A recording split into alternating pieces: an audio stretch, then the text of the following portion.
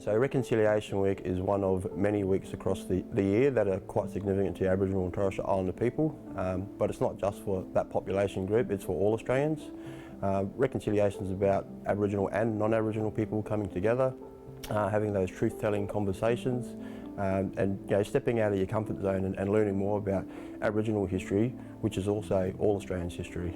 The club is in a unique position within the community, which gives us a great platform to contribute positively towards reconciliation. I think to create real change, it's more about action than it is words, and for me that comes off the back of education. I think that's the biggest way to create change, is once we can educate everyone on not just Indigenous culture but cultures around the world and different reasons as to why people do things, then it starts to develop understanding, and once you get understanding then empathy comes along, and then from there you can actually begin to feel for someone and influence that. Just growing up in Halls Creek back home, we've always learnt about our culture, always from ever since I can remember, always learning about our culture. Everyone back home knows it. Since moving to the city, I've realised that there's barely anyone that has knowledge of our culture and history in Australia.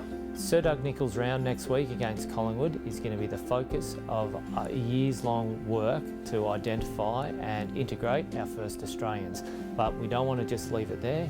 It's an all year-round process and something that we've got to get better at and continue to grow in.